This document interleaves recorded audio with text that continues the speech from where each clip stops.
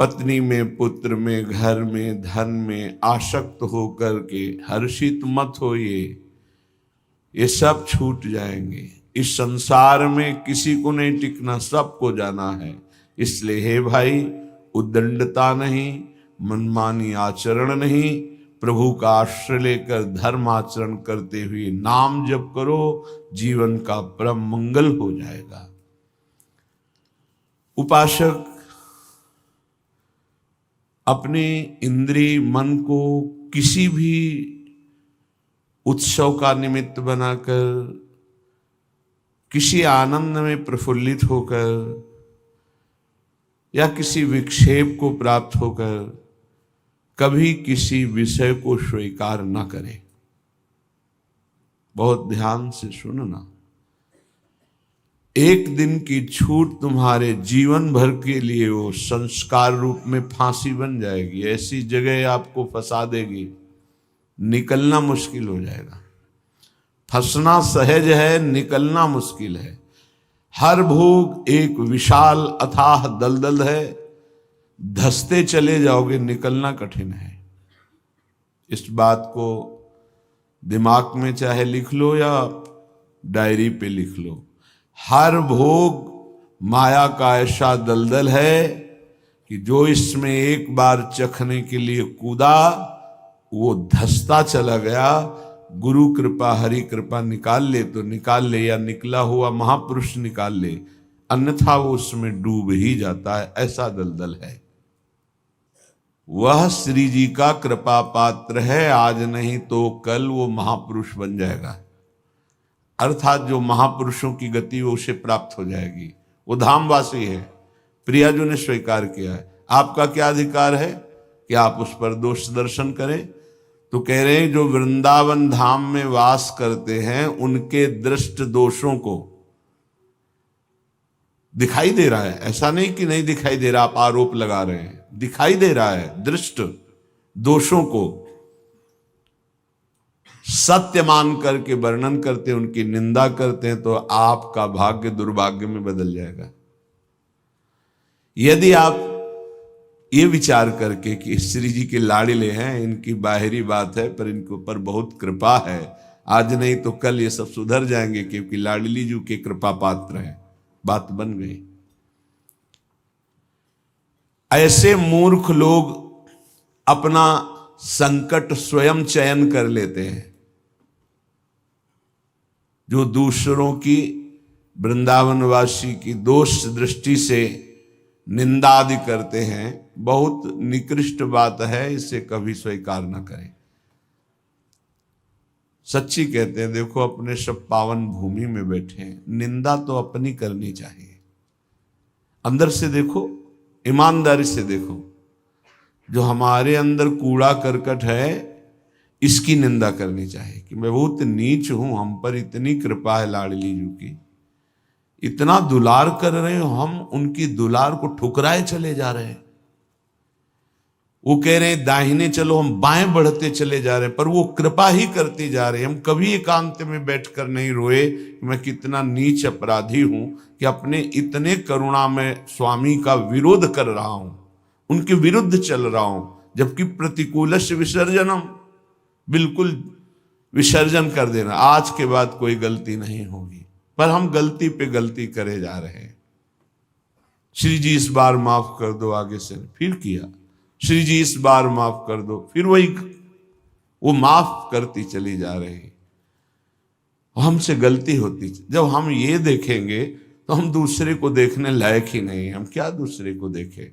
हम अच्छे हों तो दूसरे को देखें, और जब सच्चाई में तुम अच्छे हो जाओगे तो दूसरे के दोष नहीं दिखाई देंगे, सब में अपने प्रभु दिखाई देंगे। इसलिए श्रीपाद कह रहे हो, मूर्ख लोग अपने संकट को बुलाते हैं, संकट का निर्माण करते हैं। ये बहुत भयावह बात है कि किसी वैष्णव या किसी वृंदावनवासी की निंदा बिल्कुल भूलकर मत करना। ये ब्रजवासी जन भगवान के लाड़िले हैं। देवराज इंद्र को भ्रम हो गया, घुटनों पे आ गए, तब भगवान ने क्षमा किया। जाओ, त्रिभुवन पति घुटनों पे बैठे थे इसी रज में। ये जो गोविंद कुंड है ना, घुटनों के पर थे, नाथ क्षमा कर दो, तो जाओ। ऐसा अहंकार मत करो कि तुम्हारे द्वारा पूरी सृष्टि चल रही है। ये ब्रजवासी हमारे प्राण हैं, अगर इनको कोई संकट तो फिर हम उसको महासंकट में डाल देंगे। हमारे ब्रजवासियों को कोई ना छेड़े। भगवान कह रहे मेरे प्राण हैं ब्रजवासी जन। देवराज इंद्र से ज्यादा नाराज नहीं हुए। कारण जानते हो?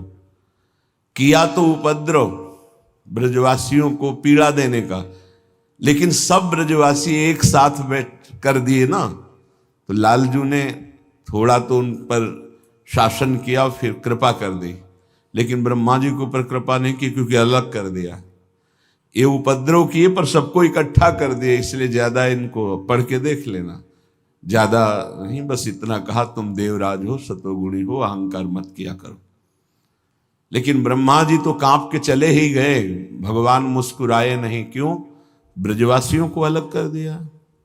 तुम ब्रह्मलोक में मायामयी सैया पे सुला दिया, हमारे प्राण प्यारे ब्रजवासियों का अपराध करते हो। तो आज तक ब्रह्मा जी का प्रवेश नहीं ब्रज में, बात समझ लो।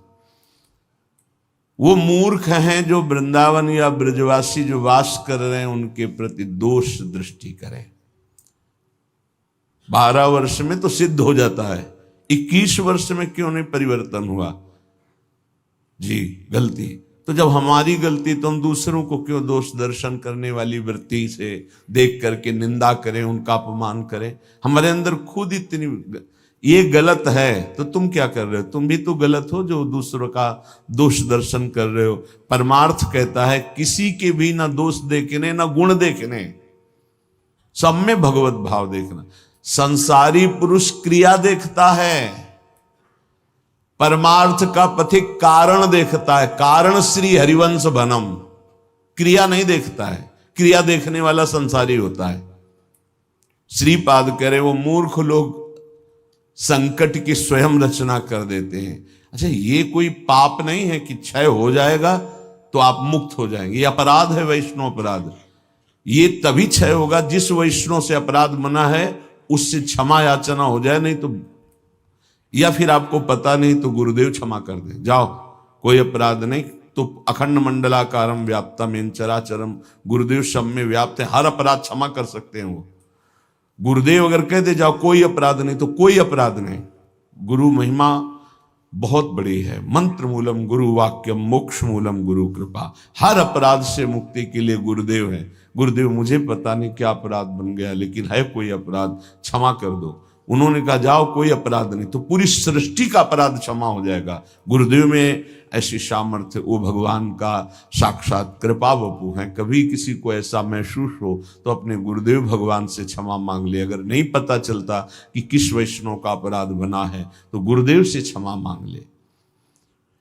श्रीपाद कह रहे हैं ऐसे व्यक्ति हमारे चाहे प्राण संकट में पड़े हो, कभी समीप ना आवे, मैं इनका दर्शन न करूं और इनका संभाषण न सुनूं।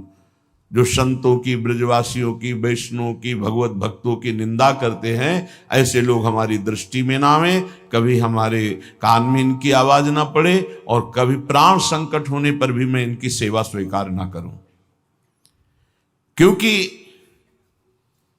ऐसे लोगों का विषय सेवन करना, दिया हुआ भोजन पाना, या उनके पास बैठना, या उनकी दर्शन करना, इस सारे साधन को हास्यास्पद बना देते हैं। उपहास योग, अर्थात कुछ नहीं रह जाता जो ऐसे लोगों का संग करता है।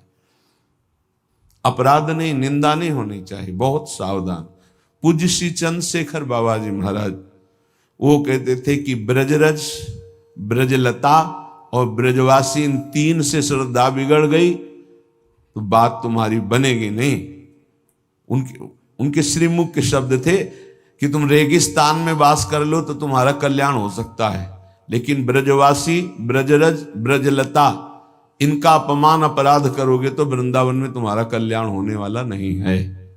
वो डायरी में लिखा हुआ पूज्य चंद्रशेखर बाबा जी महाराज, वे भी 25 वर्ष पहले की बात, प्रारंभ में ही दर्शन के लिए। तो यहां श्रीपाद कह रहे हैं ऐसे मूर्ख लोग अपने संकट का स्वयं निर्माण कर लेते हैं। किसी भी विषय में क्यों ना हो, जो वृंदावन वासियों की निंदा करते उनका मैं दर्शन न करूं, कभी कभी संभाषण न करूं, कभी दिया हुआ कोई पदार्थ या विषय सेवन न करूं। उपासक को सावधान रहना चाहिए। अपना काम बनाने आए हो कि तुम यहां सृष्टि सुधारने आए हो? देखो तुम्हें पक्की बात बता दे, भगवान भी पूरी सृष्टि को नहीं सुधारे। जब अवतार लिया तो जो भगवान की शरण में हुए, सन्मुख हुए, उन्हीं का उद्धार हुआ। ध्यान रखना, चाहे काम से, चाहे द्वेष से, चाहे राग से, चाहे भक्ति से, कैसे भी अवतार के समय जो भगवान से जुड़े वो परम पद को प्राप्त हुए। भगवान के अवतार के समय हम लोग भी होंगे, कीड़ा मकोड़ा, दीमक, चींटी चीटा जो बने होंगे, तो हमारा उद्धार नहीं हुआ। जो सन्मुख हुए, नाम जप किया, उन्हीं का उद्धार हुआ। ये बात पक्की समझ लो। तो भगवान अवतार लेकर के जगत मंगल के लिए आए, पर जो भगवान की शरण में हुए, सन्मुख हुए, उन्हीं का कल्याण हुआ। तो आज भी भगवान हैं, उनका नाम है, उनका रूप है, उनकी लीला है, ये उनका धाम है। जो सन्मुख होंगे, ठीक से चलेंगे, वो भगवान को प्राप्त होंगे। वो गुरु नहीं है जो अपने शिष्य को भगवत प्राप्ति न करा दे, मृत्यु के पास से छुड़ाकर अमर पद न प्रदान कर दे। वो गुरु नहीं। गुरु न सस्यात्, वो कैसा गुरु जो अपने शिष्य को भगवत प्राप्ति न करा दे। वो कुटुंबी स्वजन नहीं है जो भगवान के भजन में ना लगा दे। अगर भगवान का भजन नहीं करने देता तो जाके प्रिय न राम वैदेही तजिए ताहि कोटि बैरी सम जद्यप परम स्नेही। वही कुटुंबी है जो भगवान के भजन में लगा दे। जो भगवान के भजन में विघ्न पैदा कर दे, भगवान में ना लगने दे, वो हमारा कुटुंबी नहीं, वो हमारा स्वजन नहीं, वो हमारा करोड़ों वैरियों के समान है। पिता न सास्यात्, वो पिता नहीं है जो मुझे भगवान के मार्ग में ना बढ़ाए, बढ़ने से रोक दे। वो पिता नहीं। ये बड़ी उत्तम उपदेश वृत्ति भगवान से। वही पिता है जो अपने पुत्र को भगवत प्राप्ति करा दे। सास्यात् जननी, वही मां है जो भगवान के चरणारविंद में अपने पुत्र की वृत्ति बढ़ावे। लेकिन आजकल तो माता पिता बालक को वही सिखाते हैं जिससे उदर भर जाए। 3 बातें, पेट भर जाए, अच्छे कपड़े पहन लो, खूब भोग भोगने को मिले, यही शिक्षा है। इतना ही केवल लक्ष्य है। कह रहे सास्यात् जननी न सास्यात्, वो पिता नहीं, वो माता नहीं जो भगवान की प्राप्ति कराने का उपदेश न करे, नाम जपने का उपदेश न करे, वो नहीं है माता पिता। दैवम न तत्स्यान्न, यद्यपि दैव बड़ा माना जाता है, पर वो दैव किस काम का जो हमें भगवान का भजन ना करने दे, विमुख कर दे। और सही बतावे, दैव कुछ है ही नहीं, हमारे कर्म ही हमारे दैव हैं। मानव जीवन मिला है इस दैव वाली बात को व्यर्थ कर देने के लिए। भजन करो इतना डट के, हर प्रारब्ध क्षीण हो जाए, हर कर्म भस्म हो जाए। दैव आलसी पुकारा, खूब नाम जप करो। कह रहे वो पाणी ग्रहण करने वाला पति नहीं है जो श्री कृष्ण की प्राप्ति करने में बाधा पहुंचा दे। जो श्री कृष्ण की प्राप्ति कराने का सहयोग दे वही पति है। जो संसार से मेरे को मुक्त करेगा वही गुरु, वही पिता, वही माता, वही भाई, वही स्वजन, वही पति, वही संबंधी, अन्यथा नहीं। बहुत हृदय संभाल करके अब सुनिएगा। निष्किंचनस्य भगवद भजनोन्मुखस्य पारम परम जिगमिशोर भवसागरस्य संदर्शनम विषयिणामथ योषितांच हा हंत हंत विषभक्षणमतोप्य साधु। ए साधु विरक्त, बहुत खेद और दुख की बात कि यदि संसार रूपी समुद्र से पार जाने के लिए तुमने विरक्त भेष ले लिया, वैराग्य भेष ले लिया और विषयी पुरुषों का संग करते हो और विषयी स्त्रियों का संग करते हो, तो इससे अच्छा है कि जहर खा के अपनी शरीर की वृत्ति पूरी कर देनी चाहिए। हा हंत हंत विष भक्षण तो पिशादो, दूसरा भाव कि इससे अच्छा तो जहर है कि बहुत से बहुत शरीर ही छूटेगा, लेकिन ये विषय तो अनेक जन्मों तक तुम्हें नरक पहुंचा देगा। सचमुच सचमुच